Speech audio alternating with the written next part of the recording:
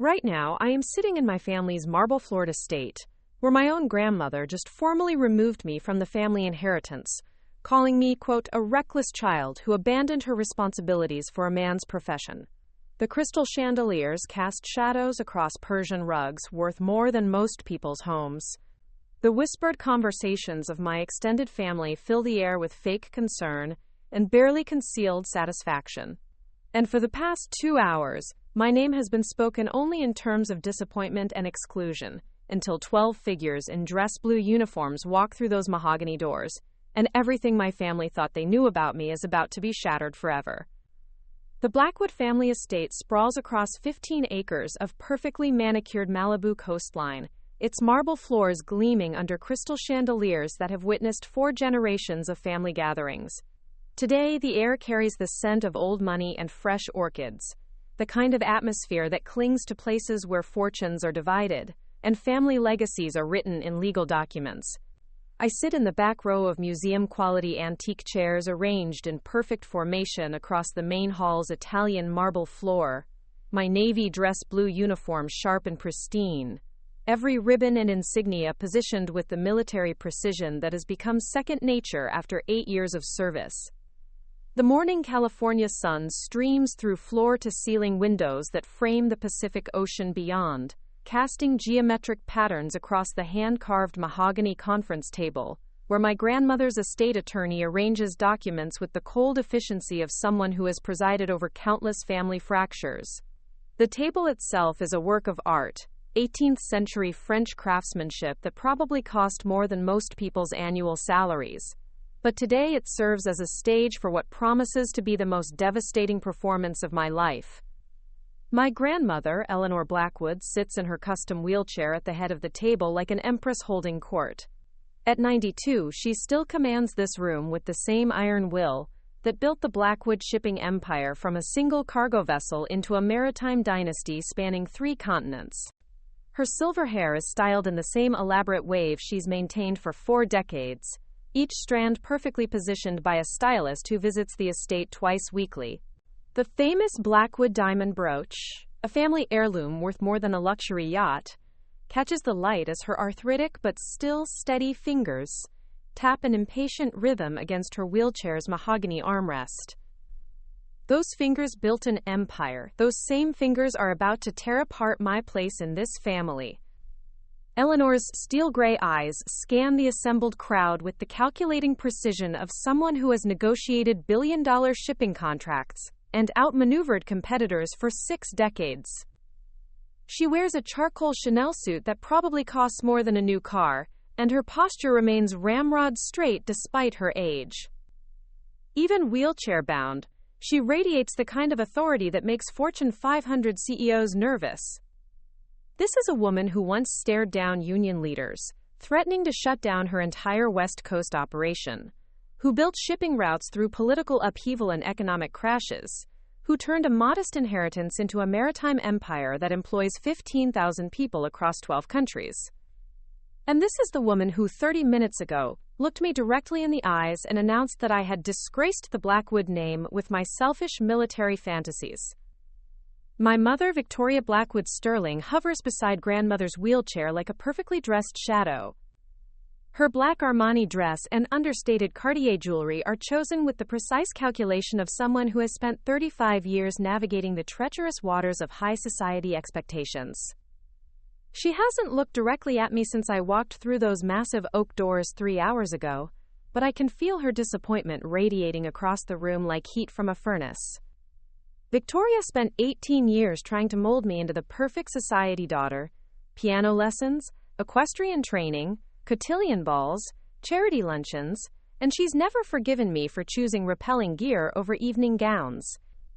Her blonde hair is pulled back in a flawless chignon that probably required 2 hours with her personal stylist this morning. Every line of her posture screams controlled frustration, the kind of barely contained emotion that comes from a lifetime of suppressing authentic feelings in favor of maintaining appearances. She married into the Blackwood family fresh out of Stanford, with a degree she never used, trading her own ambitions for the security and status that comes with being Mrs. Richard Blackwood. And she expected me to follow the same path, marry well, manage charity committees, and produce the next generation of Blackwood heirs. Instead, I chose to become a Navy SEAL. My father, Richard Blackwood III, checks his platinum Patek Philippe watch for the sixth time in 15 minutes. His movements carrying the restless energy of someone who would rather be anywhere else. His charcoal Tom Ford suit is tailored to perfection, designed to hide the softness that comes from decades of boardroom negotiations rather than physical challenges. At 55, he's still handsome in the way that expensive grooming and unlimited resources can maintain, but there's something hollow in his green eyes, the look of a man who inherited his position rather than earning it. Richard never questioned his place in the family business. He graduated from Harvard Business School, joined Blackwood Maritime as a vice president, and spent 30 years climbing a ladder that was built specifically for him to climb. He understands profit margins and shipping routes, contract negotiations, and maritime law. What he's never understood is why his younger daughter chose to earn her place in the world through blood, sweat, and sacrifice, when she could have simply inherited it through birthright. He shifts in his chair, the Italian leather creaking softly, and I catch him glancing at me with an expression that might be regret. For just a moment, I see the father who used to take me sailing on weekends, who taught me to read nautical charts and understand wind patterns. But that man disappeared somewhere around my 16th birthday, when I started talking seriously about military service instead of business school. My older sister Amanda sits in the front row, her posture perfect, her navy Dior suit chosen to project competent elegance. At 28, she embodies everything the Blackwood family wanted in a daughter. Harvard MBA, strategic marriage to a tech entrepreneur, 2 perfectly behaved children who attend private schools in Manhattan, and a seat on the boards of 3 charitable foundations. Her blonde hair is styled in a sleek bob that probably costs more to maintain than most people's monthly rent, and her sapphire engagement ring catches the light every time she adjusts her position. Amanda hasn't just accepted her role in the family dynasty.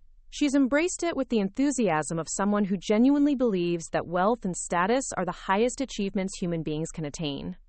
She manages the family's charitable foundation with the same precision she applies to her stock portfolio, turning philanthropic giving into another avenue for social networking and tax advantages.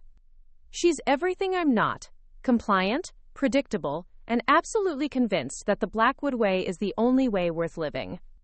She glances back at me now, offering a smile that doesn't reach her perfectly applied mascara. It's the same expression she wore during family dinners, when she would delicately suggest that my military phase was just teenage rebellion that needed to be gently redirected toward more appropriate pursuits. Amanda never said it directly, but she made it clear that she considered my choice to join the Navy as evidence of some fundamental character flaw, an inability to appreciate the advantages I'd been born with. The irony is that Amanda has never faced a real challenge in her entire life. Every door has been opened for her by family connections, every opportunity handed to her on a silver platter. She's never had to prove herself, never had to earn respect from people who didn't care about her last name, never had to make life or death decisions in situations where failure meant other people didn't come home. But she's also never disappointed our family, and today that distinction matters more than any amount of real-world accomplishment. The estate attorney Harrison Webb commands attention from his position beside the mahogany table. Webb is a legend in California legal circles, a man who has presided over the estate planning of tech moguls, entertainment executives, and old money families for 3 decades. His silver hair is perfectly styled, his charcoal suit impeccably tailored, and his wire-rimmed glasses give him the air of scholarly authority that wealthy families pay premium rates to secure. He's the kind of attorney who charges $5,000 for a consultation and is worth every penny, because he understands that managing family wealth isn't just about money. It's about managing family dynamics, expectations, and generational tensions. Webb clears his throat with the practiced timing of someone who has delivered life-changing news to wealthy families hundreds of times. Ladies and gentlemen, we gather today for the formal reading of Eleanor Catherine Blackwood's inheritance provisions as outlined in her recently updated last will and testament. His voice carries the measured cadence of someone accustomed to being heard and obeyed, each word pronounced with courtroom precision. He pauses, allowing his gray eyes to scan the assembled crowd of relatives, business associates, and family friends who have come to witness this generational transfer of wealth. The guest list reads like a who's who of California society: tech entrepreneurs, real estate magnates, entertainment executives, political figures, and charity board members. These are people accustomed to wielding influence and commanding respect, but in this room, at this moment, they're all simply spectators to the Blackwood family drama. It should be noted from the outset, Webb continues, his tone taking on the formal weight of legal pronouncement, that certain significant modifications have been made to exclude individuals who have, in Mrs. Blackwood's carefully considered words, abandoned their family responsibilities and obligations in pursuit of selfish military fantasies that bring no honor to the Blackwood name. The words hit the room like a physical force. A ripple of whispered reactions flows through the assembled crowd like wind through wheat, family members exchanging meaningful glances and barely concealed expressions of satisfaction or discomfort. The crystal chandeliers seem to tremble with the collective intake of breath from 50 people, suddenly understanding that they're witnessing something more dramatic than a simple inheritance ceremony. Cousin Margaret, my mother's sister's daughter, shifts uncomfortably in her silk Oscar de la Renta dress, her cheeks flushing pink with embarrassment. Margaret has always walked the line between family loyalty and personal conscience, and I can see her struggling with the implications of what's happening. She knows me well enough to understand that my military service represents something deeper than teenage rebellion, but she's also smart enough to recognize that speaking up in my defense would accomplish nothing except placing her own standing in the family at risk. Uncle Charles, my father's younger brother, studies his Italian leather Berluti shoes as if they contain the mysteries of the universe. Charles never served in the military, but he's always shown a grudging respect for my choice. He's the family member who asks about my deployments at Christmas dinner, who remembers the names of my teammates, who seems to understand that military service represents something more significant than playing dress-up in uniform. But even Charles won't challenge Eleanor directly. Not here, not now, not when billions of dollars are being distributed based on family loyalty and conformity. Great Aunt Helen fans herself with her ceremony program, though the estate's climate control system maintains perfect temperature year-round. Helen served as a military nurse during the Korean War before marrying into wealth and respectability, and I've always suspected she understands my choice better than anyone else in the family. But Helen learned long ago that survival in the Blackwood family requires choosing your battles carefully, and today is not a day for lost causes. The assembled crowd includes business partners who have known me since childhood, family friends who attended my high school graduation, charity board members who have watched me grow up at family functions. Many of them are learning for the first time about the depth of family discord that has led to this moment. They're witnessing the public severing of ties that most families handle privately, and the social implications will ripple through their own networks for months to come. Everyone knows who they're talking about. Everyone knows I'm the only Blackwood who chose military service over the family shipping business. Everyone knows I'm the disappointment, the black sheep, the family member who refused to fall in line with expectations that have governed Blackwood behavior for 4 generations. Everyone knows I'm about to pay the ultimate price for that choice. I maintain perfect military bearing throughout the attorney's pronouncement, my spine straight as a steel rod, my hands folded in my lap, with the precise positioning that has become automatic after 8 years of military service. The uniform feels heavier than usual today, weighted with the knowledge that to my family, these ribbons and insignia represent nothing but rebellion and selfishness. The Navy and Marine Corps Achievement Medal on my chest, earned during a classified operation that I can never discuss in detail. To them, it's just another reminder of my stubborn refusal to embrace family expectations. I don't flinch. 5 years of SEAL training and 3 years of operational deployments teach you how to keep your face neutral when the world explodes around you.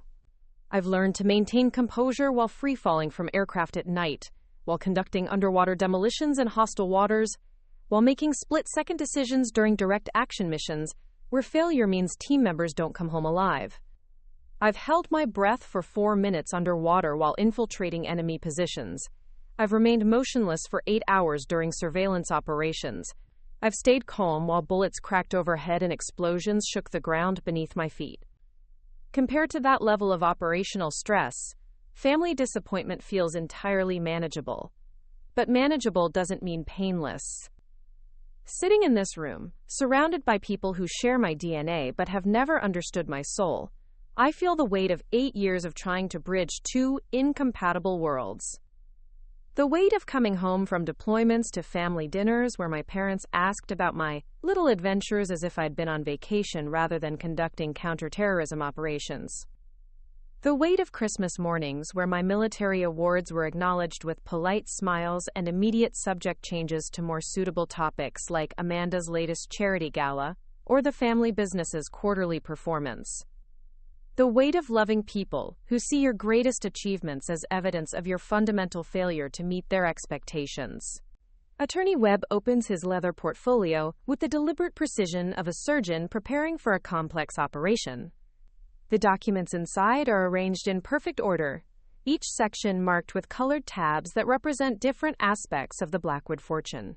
I watch him lift the first set of papers, the shipping company assets, and I realize I'm about to witness the methodical dismantling of any claim I might have had to my family's legacy.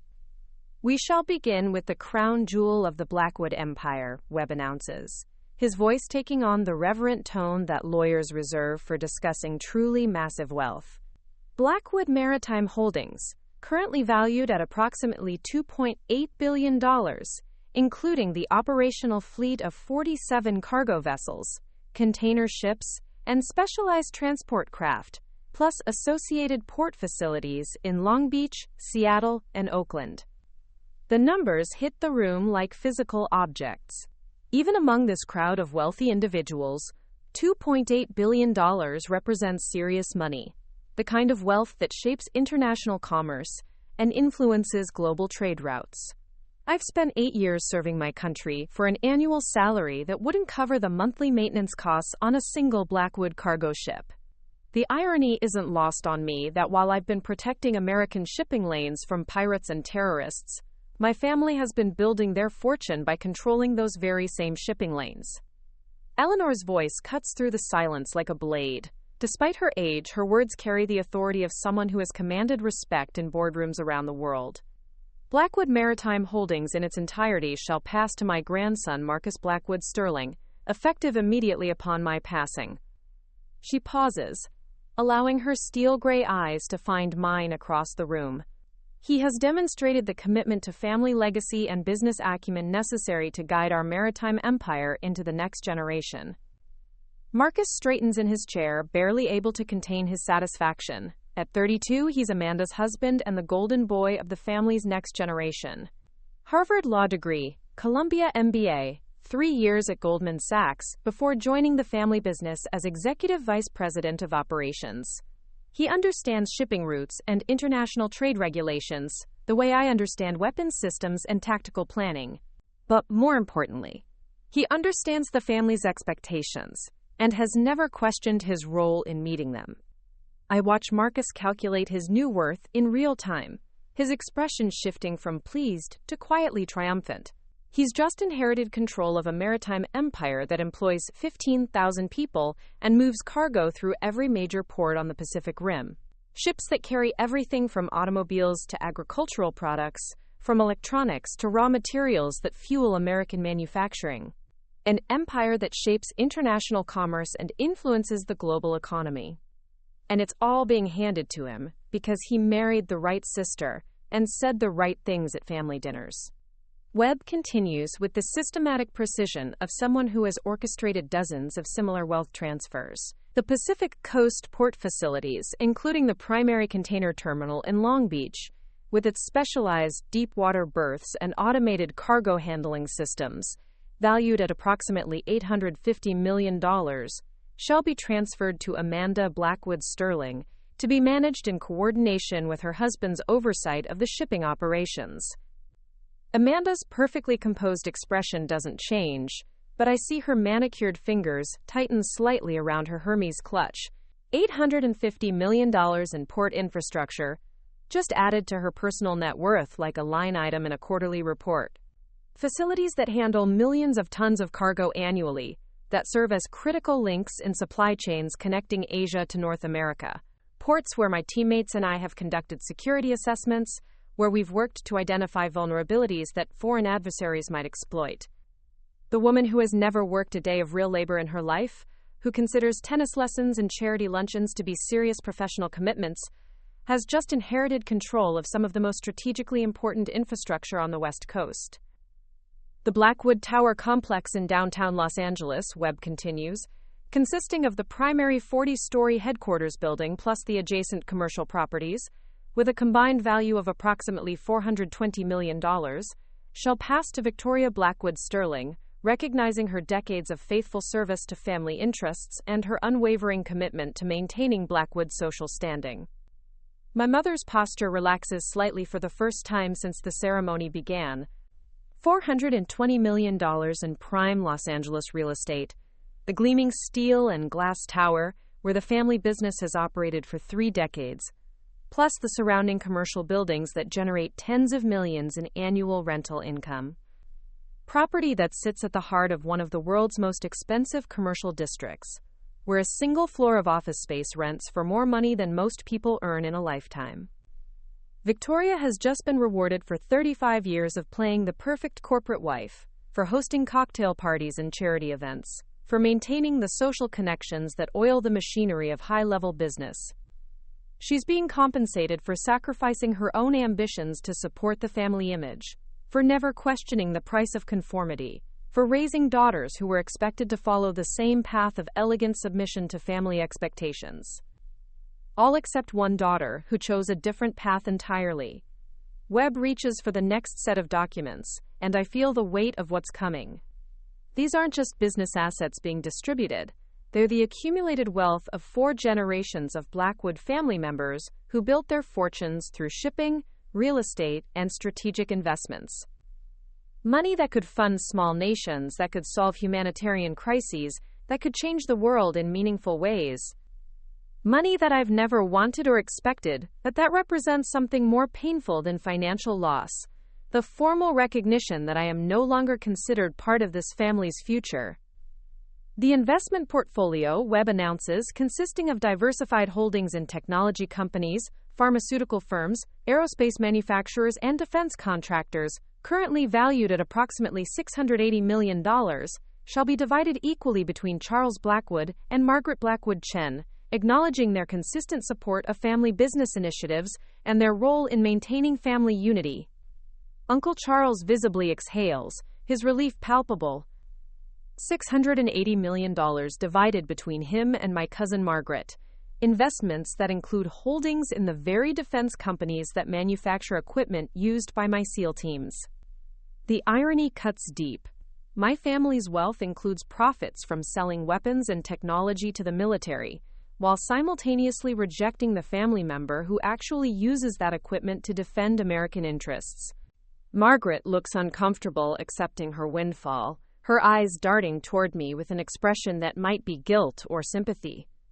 She's always been caught between loyalty to family expectations and her own moral compass, and today she's being forced to choose between financial security and standing up for what she knows is right.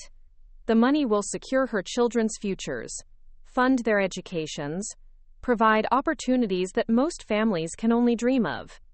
But it's also a payment for staying silent while her cousin is systematically erased from family history.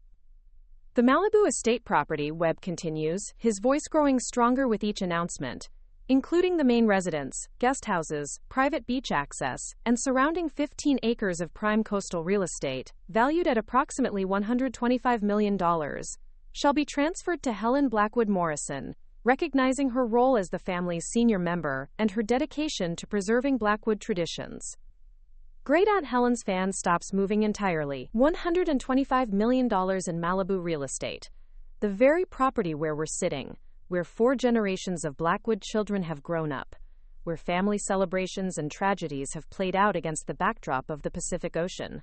The estate where I learned to sail, where I first dreamed of military service while watching Navy ships pass on the horizon.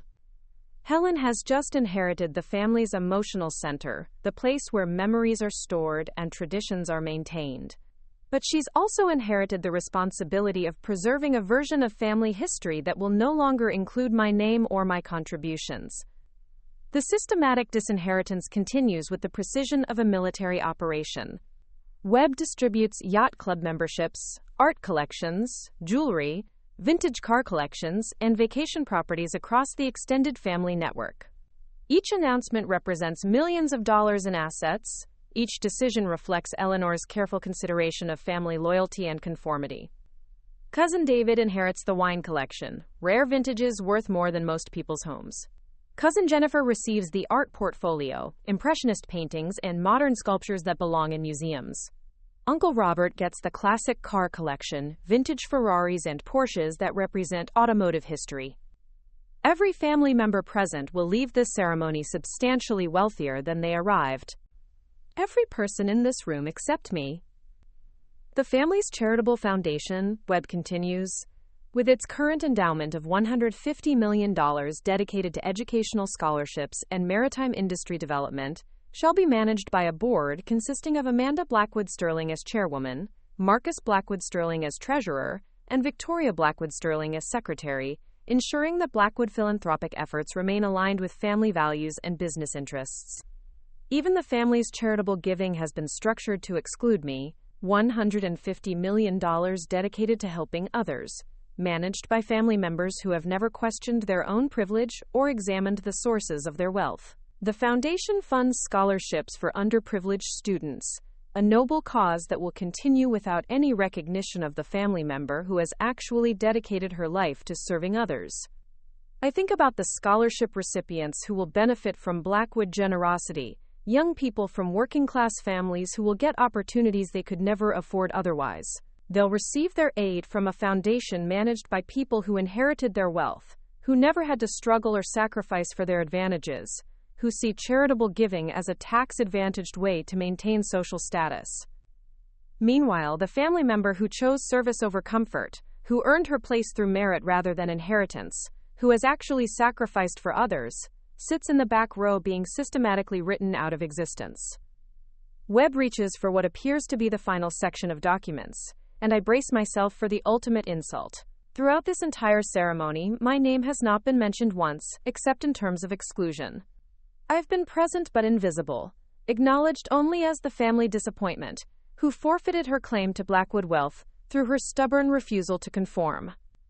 Finally, Webb announces, his voice taking on the gravity reserved for the most significant pronouncements. We come to the matter of liquid assets, personal accounts, and miscellaneous holdings, currently valued at approximately $280 million. $280 million in cash, bonds, and personal assets. Money that could fund a small military operation, that could provide aid to thousands of families, that could make a real difference in the world if directed toward meaningful purposes, instead of simply adding to the already substantial wealth of people who have never wanted for anything. Eleanor speaks for herself this time, her voice carrying across the room with the authority of someone delivering a final verdict. These remaining assets shall be distributed among the household staff, long-term business associates, and various charitable organizations that have supported Blackwood interests over the years. It is my intention that those who have served this family faithfully should be rewarded for their loyalty and dedication. The irony is staggering. Household staff members who have worked for the family for decades will receive more inheritance than the granddaughter who has served her country with distinction. Business associates who have facilitated profitable deals will be rewarded more generously than the family member who has risked her life protecting American interests. Charitable organizations that have enhanced the family's social standing will receive larger donations than anything that was ever offered to support my military service or the causes I believe in. Eleanor's final words land like a judge's gavel. It is my sincere hope that this distribution of assets will ensure the continued prosperity and unity of family members who understand their obligations to the Blackwood legacy, while making clear that those who choose personal pursuits over family loyalty cannot expect to benefit from the sacrifices of previous generations. The silence that follows is absolute. No one moves, no one speaks, no one even appears to breathe. The magnitude of what has just occurred settles over the room like dust after an explosion. I have been officially and completely erased from my family's financial future. excluded from any claim to the wealth that 4 generations of Blackwoods accumulated through shipping, real estate, and strategic investments. But more than that, I've been erased from their vision of family legacy itself. In Eleanor's worldview, my 8 years of military service don't count as sacrifice, they count as selfishness. My willingness to risk my life for my country doesn't represent honor, it represents abandonment of family responsibility. My achievements in the most elite military unit in the world don't demonstrate success. They demonstrate failure to appreciate the advantages I was born with. I sit perfectly still, maintaining the military bearing that has carried me through much worse situations than family rejection. My uniform feels heavier than usual, weighted with the knowledge that every ribbon and insignia I wear represents a choice that led inevitably to this moment. The warfare pins on my chest, earned through months of training that broke other candidates. The deployment ribbons that represent years spent in hostile territories. The commendation medals that recognize actions I can never discuss in detail. All of it meaningless to the people who share my DNA but have never understood my soul. I don't cry, I don't protest, I don't beg for reconsideration or try to defend my choices. SEAL training taught me that emotional reactions in crisis situations get people killed. And even though this isn't a combat zone, the same principles apply. You assess the situation, you adapt to new realities. You focus on what you can control rather than what you can't. What I can't control is my family's definition of success, their vision of loyalty, their understanding of honor. What I can control is my own response to their rejection. My own commitment to the values that have guided my adult life, my own decision about what kind of person I want to be regardless of their approval. But sitting in this room, surrounded by people counting their new millions while systematically excluding me from their future, I feel the weight of 8 years spent trying to bridge 2 incompatible worlds.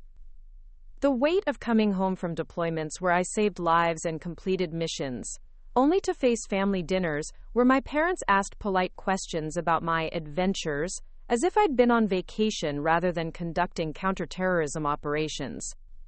The weight of Christmas mornings where my military awards were acknowledged with brief smiles and immediate subject changes to more appropriate topics, like Amanda's latest charity project, or the quarterly performance of the family business. The weight of loving people who see my greatest achievements as evidence of my failure to meet their expectations, who measure my worth not by lives saved or missions accomplished, but by my unwillingness to abandon my calling in favor of managing their shipping empire. As Webb begins organizing his documents and the family members start whispering among themselves about their new fortunes, I realize that this ceremony represents more than financial disinheritance. It represents the formal conclusion of my attempt to maintain relationships with people who fundamentally disagree with everything I've chosen to become. And in that realization, I find something unexpected: relief. Because for the first time in 8 years, I no longer have to pretend that their approval matters more than my own integrity. I no longer have to smile politely while they dismiss my service as a phase I'll eventually outgrow. I no longer have to bite my tongue when they suggest that my military career represents wasted potential rather than meaningful contribution. They've made their choice. Now I'm free to make mine. But as I sit in that chair, watching my family members mentally spending their inheritances while carefully avoiding eye contact with me, I have no idea that everything they think they know about me, about my service, about my worth, is about to be completely and irrevocably shattered. Because outside those massive oak doors, 12 figures in dress blue uniforms are about to walk into this ceremony and change everything forever. The sound comes first. The synchronized rhythm of military dress shoes against marble, precise and unmistakable to anyone who has spent time around professional soldiers. It starts as a distant echo in the mansion's main corridor, but grows steadily stronger, cutting through the whispered conversations about inheritance distributions and family fortune like a blade through silk. Everyone in the room freezes. These are people accustomed to controlling their environments, to orchestrating outcomes, to managing every detail of important occasions. The sound of unexpected visitors during a private family ceremony represents a fundamental breakdown in the careful security and privacy that wealth can usually guarantee. Attorney Webb's head snaps toward the main entrance. his wire-rimmed glasses catching the light as his usual composure cracks slightly. In 30 years of managing estate transfers for California's elite families, he's never had uninvited guests interrupt a formal inheritance ceremony. His hands pause over the legal documents spread across the mahogany table, and for the first time since the proceedings began, he looks genuinely uncertain about how to proceed. The massive oak doors that guard the estate's main hall are 12 feet tall and 6 inches thick, designed to provide both security and privacy for family gatherings. But they cannot muffle the approaching footsteps entirely, and the sound grows stronger with each passing second. 12 people moving in perfect synchronization, their pace measured and deliberate, their destination unmistakably this room. Eleanor's steel-gray eyes narrow as she processes this unexpected development. At 92, she has presided over board meetings where billions of dollars were at stake, has negotiated with foreign governments and international shipping consortiums, has faced down union leaders and corporate rivals who threatened her empire. But the approaching footsteps represent something outside her experience, something she cannot control or dismiss with her usual authority. My mother's perfectly composed expression begins to crack around the edges. Victoria has spent 35 years maintaining flawless appearances, managing social situations with the precision of a military operation, ensuring that every Blackwood family event proceeds according to plan. The sound of uninvited guests represents a social catastrophe of the highest order, the kind of loss of control that wealthy families pay enormous sums to prevent.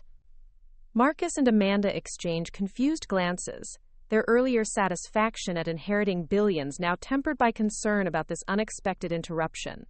They're beginning to understand that something significant is happening, something that might affect the carefully orchestrated transfer of wealth they've just witnessed. But I know exactly what those footsteps mean. I recognize the cadence, the precision, the unmistakable rhythm of elite military personnel moving with purpose.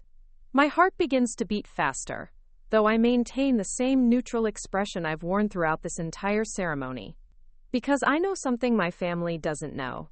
That sound represents people who understand honor in ways that shipping empires and real estate fortunes never could.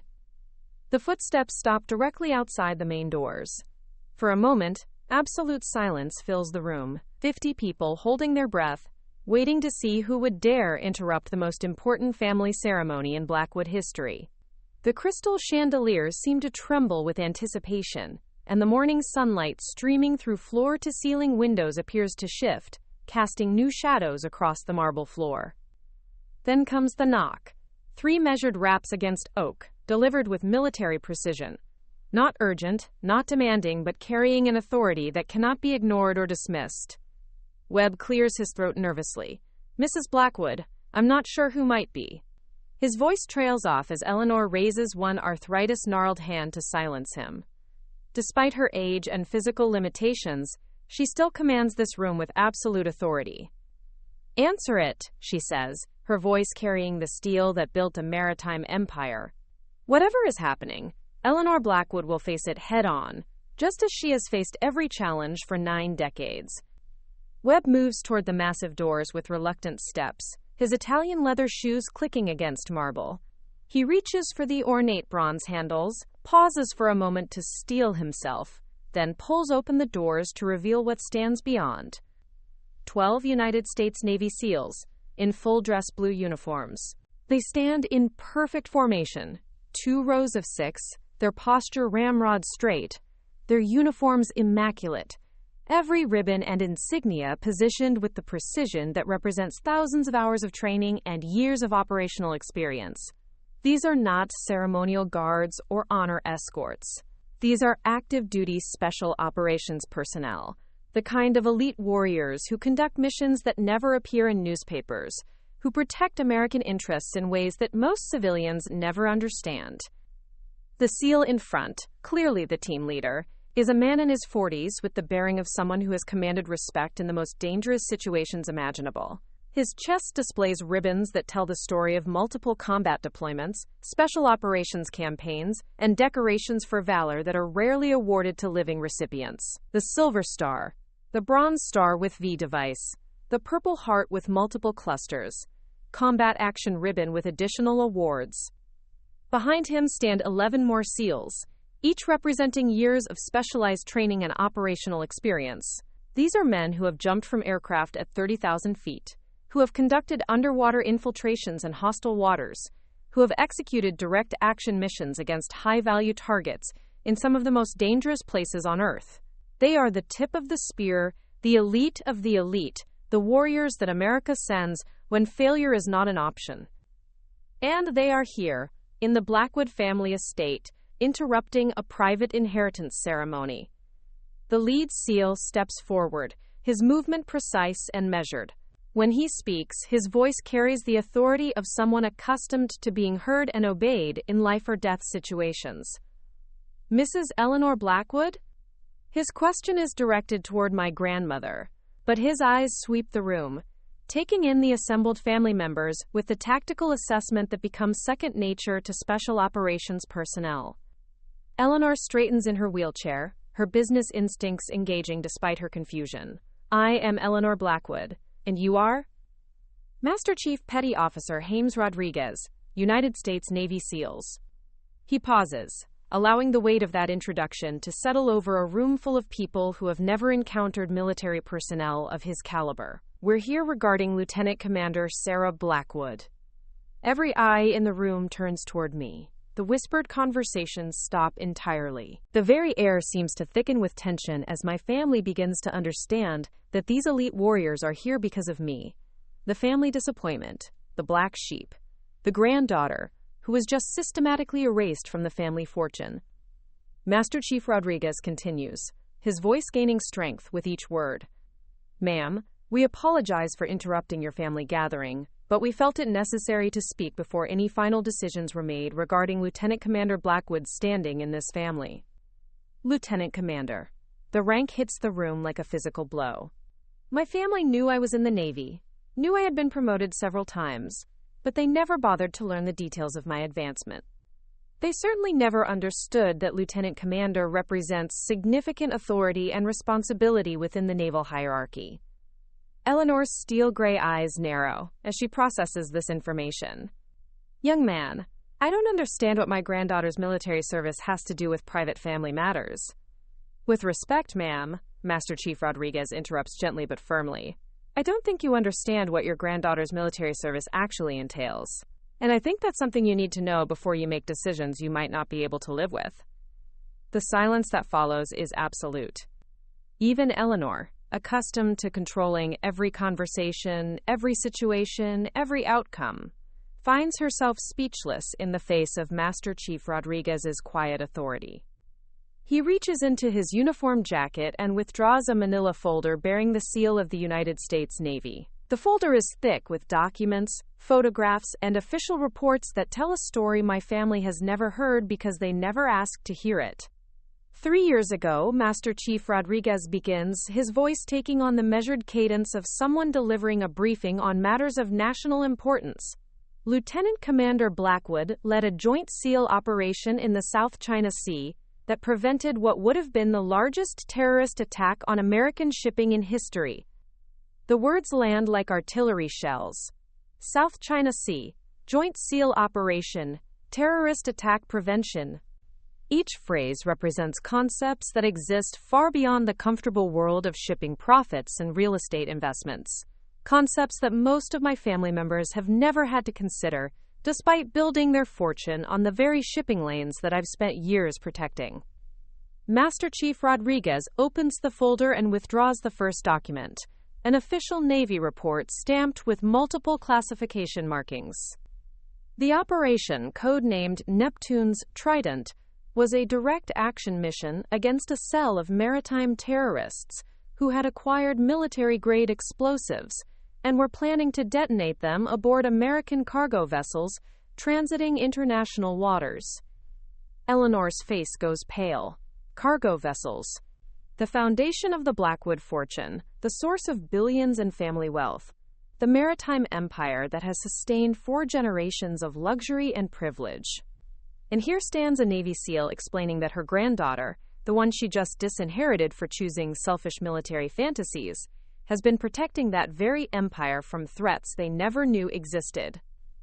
The intelligence was time-sensitive, Rodriguez continues, his voice maintaining the professional tone of someone who has briefed Pentagon officials and congressional committees. The terrorists had infiltrated legitimate shipping operations and were planning to detonate their devices while the vessels were in port, potentially killing thousands of civilians and shutting down critical supply chains for months. He withdraws a photograph from the folder, a satellite image showing cargo ships in a major port facility. The target was the port of Long Beach, California. The same port facility that I understand was just inherited by someone in this room. Amanda's face drains of color.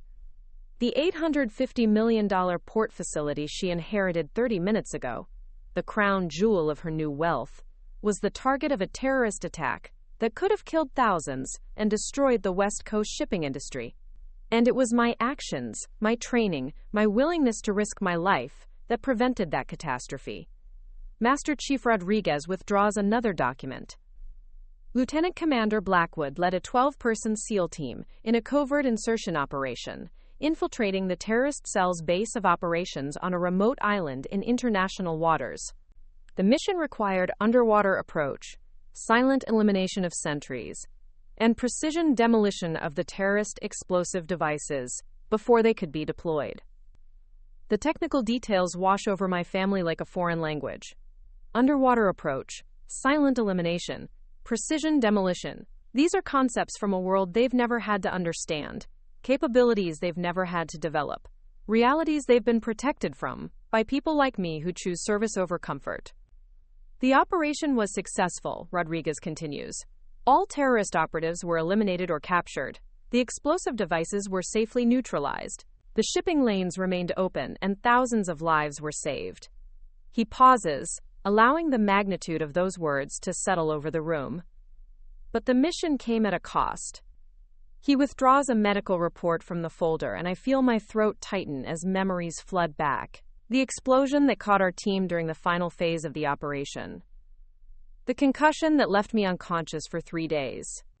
The shrapnel wounds that required multiple surgeries and months of physical therapy. Lieutenant Commander Blackwood was severely injured during the operation when an improvised explosive device detonated during the team's extraction. She suffered a traumatic brain injury, multiple shrapnel wounds, and internal injuries that required emergency surgery aboard a naval vessel. My mother makes a small sound that might be a gasp or a sob. For 8 years, she's seen the small scars on my left temple and shoulder, has noticed the slight stiffness in my movements on cold mornings, has observed the moments when I seem to drift away during conversations.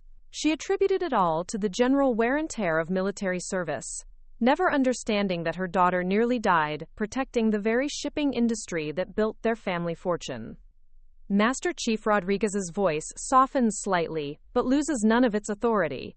She refused medical evacuation until every member of her team was safely extracted. She completed the mission despite injuries that would have incapacitated most personnel. And when she finally accepted treatment, her first concern was for the safety of her sailors, not her own condition. Eleanor's hands are trembling now, causing her famous diamond brooch to catch the light with tiny flashes. The woman who built a shipping empire through shrewd negotiations and calculated risks is beginning to understand that her granddaughter has been protecting that empire through sacrifice and courage that she never knew existed. But Master Chief Rodriguez isn't finished. He reaches deeper into the folder and withdraws what appears to be a presidential citation. The seal of the President of the United States gleams at the top of the document, and the formal language carries the weight of the highest levels of government recognition. For her actions during Operation Neptune's Trident, Rodriguez announces, his voice gaining the gravity reserved for the most significant military honors. Lieutenant Commander Sarah Blackwood was awarded the Navy Cross, the second highest decoration for valor in the United States Navy, presented to personnel who distinguished themselves through extraordinary heroism in combat operations. The Navy Cross. Even my civilian family members understand the significance of that award. It's one step below the Medal of Honor, reserved for acts of heroism that save lives and protect national security. It's an honor that fewer than 1,000 living Americans have received, recognition for valor that transcends normal military service. My grandmother's steel gray eyes find mine across the room, and for the first time in my life, I see something in them that might be the beginning of understanding. Not just surprise, not just shock, but the dawning recognition that she has been living with a stranger, that the granddaughter she thought she knew, the one she's been disappointed in for years, is someone entirely different from who she imagined. But Master Chief Rodriguez still isn't finished. He withdraws one final document from the folder, and even from across the room, I can see the official letterhead of the Department of Defense. "There's something else you should know," he says, his voice taking on the tone of someone delivering news that will change everything, something that Lieutenant Commander Blackwood herself doesn't know yet, because the official notification hasn't been delivered.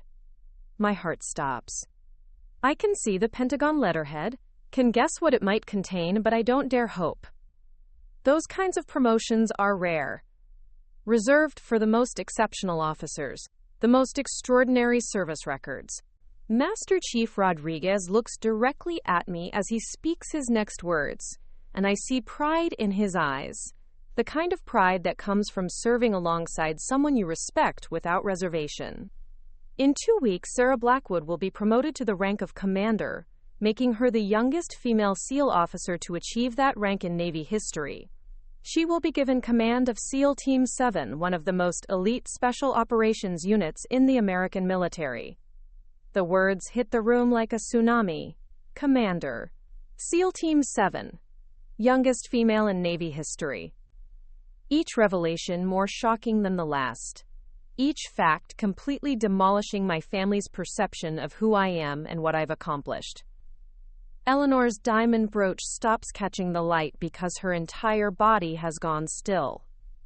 The woman who has commanded respect in boardrooms around the world, who has negotiated with foreign governments and built a maritime empire, has just learned that her granddaughter commands something far more significant: the respect and trust of the most elite warriors in the world. Master Chief Rodriguez closes the folder with finality. "Ma'am, your granddaughter doesn't serve her country for recognition or glory. She serves because it's right. Because there are threats to American security that most people never know about, and she's willing to face those threats so that families like yours can continue to live in safety and prosperity."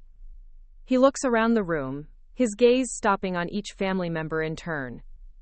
"The shipping empire you've built, the wealth you've accumulated, the lifestyle you've enjoyed, all of it depends on the security of international shipping lanes, the protection of American ports, the elimination of maritime threats that could destroy everything you've worked for." His final words carry the weight of absolute truth.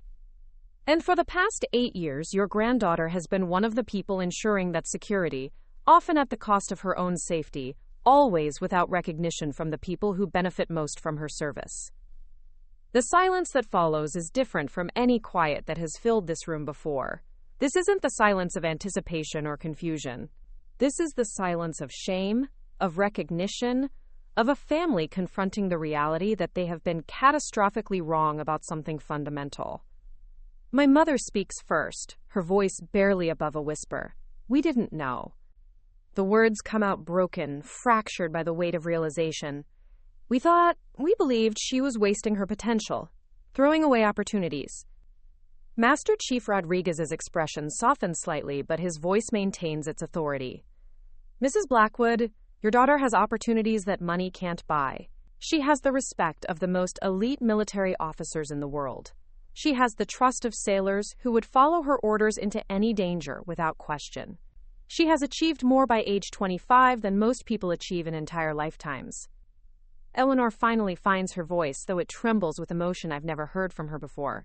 "Why didn't she tell us? Why didn't we know about any of this?"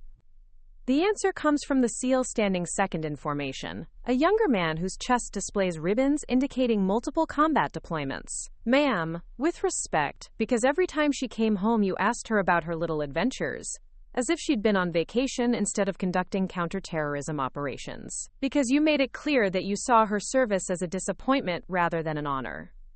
The words hit like physical blows. Every family dinner where military service was dismissed. Every conversation where my deployments were treated as inconveniences rather than sacrifices. Every Christmas where my awards were acknowledged with polite smiles and immediate subject changes to more appropriate topics. Master Chief Rodriguez steps forward again. There's one more thing you should understand. When we learned what was happening here today, when we discovered that Lieutenant Commander Blackwood was being disinherited by her own family, we didn't come here on official orders. We came here on our own time, using our own leave, because Sarah Blackwood is the kind of officer that sailors choose to follow. He gestures to the 11 SEALs standing behind him. Every man in this room has served under her command. Every one of us has trusted her with our lives, and watched her earn that trust through actions, not words. Every one of us would be dead right now, if not for her leadership, her courage, and her unwillingness to leave anyone behind. The SEAL who spoke earlier steps forward. 3 months ago, our team was pinned down by enemy fire in Syria. Lieutenant Commander Blackwood called in air support, coordinated our extraction, and then went back into hostile territory to retrieve a wounded teammate who couldn't make it to the extraction point. Another SEAL joins him. Last year in Somalia, she led a rescue operation that brought home 4 captured American contractors. The mission required 36 hours of continuous operations in enemy territory. A third SEAL steps forward. 6 months ago in the Persian Gulf, she prevented a terrorist attack on an American destroyer by leading an underwater assault team against enemy divers who had attached limpet mines to the ship's hull. Each testimony builds on the last, creating a picture of military service that transcends anything my family ever imagined. These aren't little adventures or military fantasies.